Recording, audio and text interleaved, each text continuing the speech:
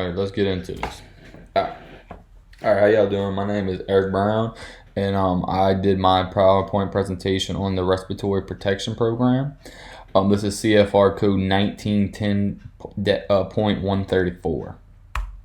So a little overview. So with the breathing apparatuses, we're gonna cover how are they selected, how they provided, how to maintain them, and the training necessary to be able to use them. All right, so respirator selection. It's the company's duty to provide you with the respirator and to identify what type of respirator is needed for the job at hand. So based on the hazard identification that the company comes up with, that will decide which respirator or breathing apparatus is going to be put into place at work. All respirators need to be NIOSH certified, and they need to be used in compliance with the manufacturer's procedures and recommendations. So pretty much this means no modifications are allowed on the respirators, either to make them fit better or maybe to just cheat the system a little bit. No, they need to be used with the purpose they were designed for, and no add-ons are allowed. So this is just a little chart that shows the different type of hazards that are available or could be potentially dangerous, and what type of respirator you will need to combat that high hazard to try to prevent it. So for example, we have a gaseous and particulate contaminants, and any respirator that's positive pressure or gas, mass, chemical, those would be the correct breathing apparatuses to use in those type of environments. So here are a few examples of breathing apparatuses. We have the self-contained breathing apparatus. This provides breathable air to the wearer. It has about approximately 20 minutes use time, and the whole cylinder contains about 30 minutes worth of air. So they say 20 minutes because usually once you put it on, you have to run through your checklist to make sure everything's running right. You're getting the right amount of oxygen, your gauges are working, everything fits good before you go in and do whatever you're doing.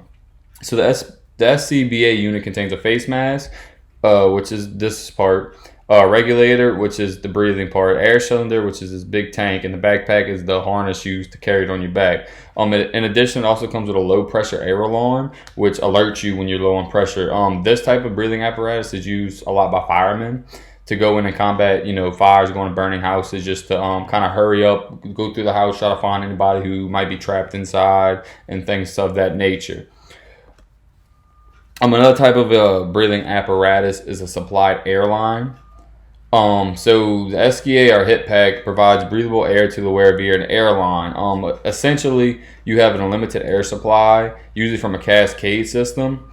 So what's neat about these airline systems is that you pretty much have unlimited air supply. You can go in and get a job done. So say example in an empty tank that used to harness chemicals or poisonous air, maybe it needs a little welding here and there, it needs to be clean. This allows them to go in there and work without having to worry about coming out every 30 minutes for a new tank. So the airline system contains a face mask, a regulator, an air cylinder, a little short thing, 5-10 minute air supply. This is just for dangerous situations where you might just, your air supply runs out or something happens to the other part of it, to the where all the gas is actually contained that's pushing to you, and this allows you to hurry up and get out the dangerous situation, or try to figure out the problem and correct it. It's kind of like a backup emergency thing. Nylon straps to hold the system. That's right here. You see it's kind of on a diagonal harness, but it does not have a low pressure air alarm on the system itself. This is usually directed by whoever's in charge, like the main air tank, and they will let you know if they were in a bad situation. So my favorite, this is kind of like the most unique one in my opinion, is the air purifying apparatus. It's a cartridge respirator. Like it says, you insert cartridges in order to be able to breathe proper air. So a cartridge respirator is used to purify atmospheric air. So the only bad thing about this is that the contaminant must be known to select the correct cartridge. So you need to know what's in the air before you go in and just throw a cartridge in that may contain the wrong type of a purifier. So, it must have contained 19.5 to 23.5% oxygen in the air to be able to be breathable and use the cartridges. And they have to have an NIOSH number.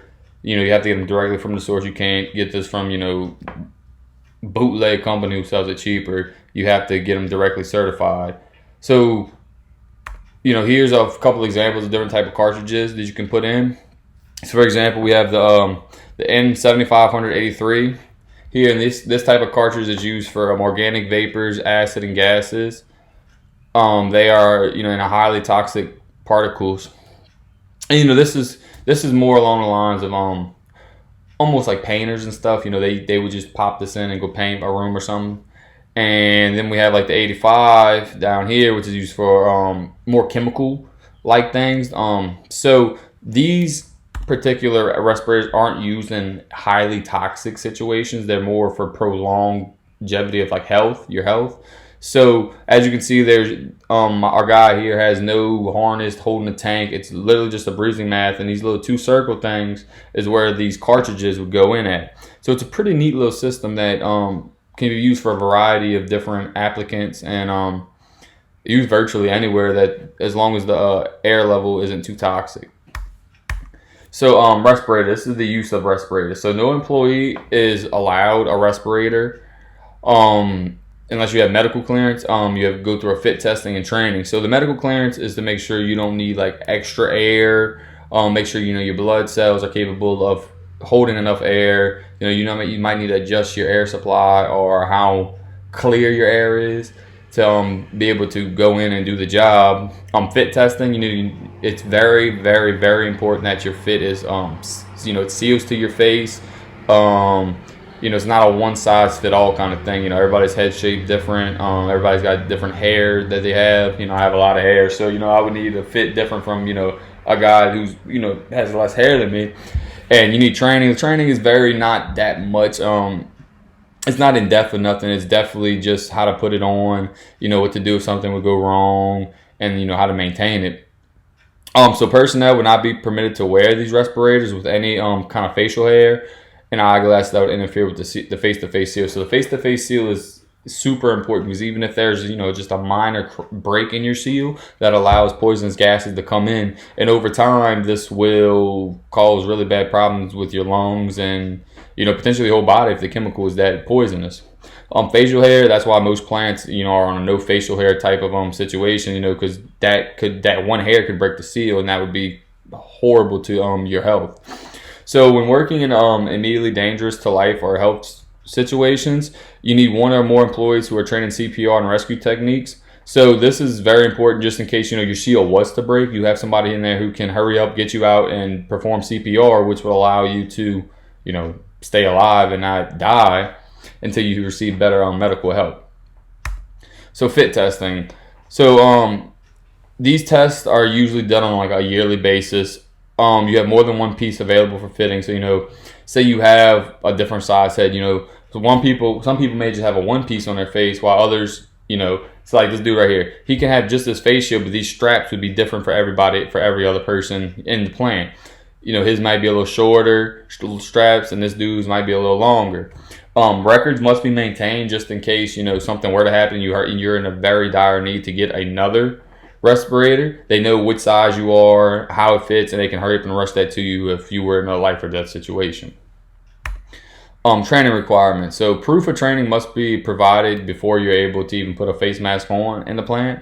So this can be just a certificate or some stuff of them natures. So the training is going to include handling use of equipment, how to put it on, what each part of the respirator is, and things like that.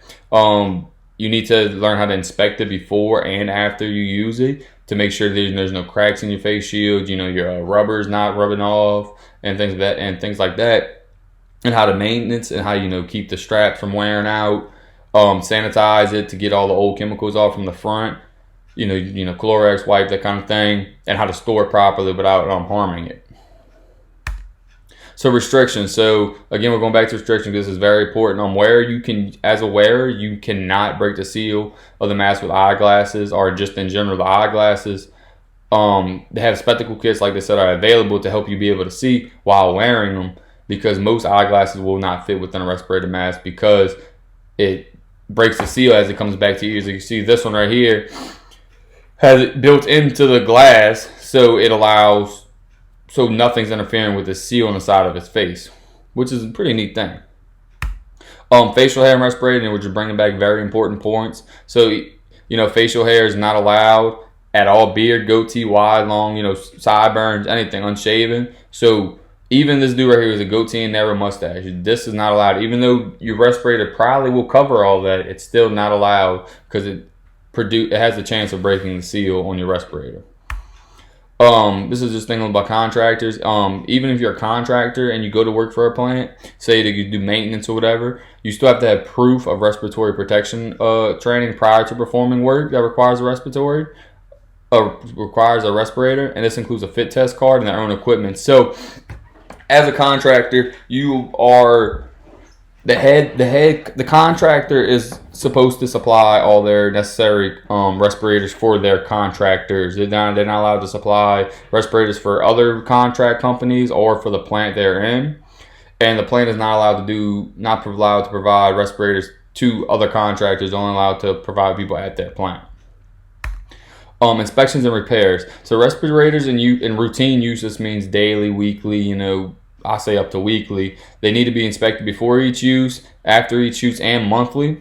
And then they need to be cleaned during cleaning before being placed back in the service. So I go to work, I put a respirator on 20 minutes a day. Each time I put it on, I make sure my straps are good, my rubber's okay around my face and all that. And then I clean it before I put it back away. And then each time I take it out of storage, I need to clean it, just rub it off, clean it a little bit real quick, so I know no hard chemicals are on it that can irritate my face. Respirators that are used strictly for emergencies only need to be inspected monthly and before and after each use. So say you have like a respirator on the side of a container that holds a chemical gas that's not supposed to leak out, but say it does, that's there just in case of emergencies like that, and that needs to, like I said, needs to be inspected monthly to make sure all the wires, all the hoses don't have no leaks in them, seals are okay, not dry rotted and stuff like that. Emergency escape respirators, they need to be inspected before getting carried into the workplace. So this means that before they are hung up or stored wherever these emergency respirators are, they need to be inspected, because they're going to be sitting there probably a long time before they're ever put into use. So all repairs need to be made by a person who is certified and trained in respirator care, because this is something that is very important and could mean life and death. So only a certified respirator people can fix respirators. That was weird. All right, so that's it. Yeah, so just to recap, in this PowerPoint, we covered CFR code 1910.134, which deals with the respiratory protection program, and we talked how they're selected, which is based on your environment. Your company is supposed to provide the right respirator for their jobs. How they maintained, how to take a little bit of how to take care of them, and how important it is that make sure they are in good working condition, and a little bit on the training. We covered a little bit of the training of how to become respirator certified and the important steps in making sure why respirators are so important. So yeah, that's it, and thank you.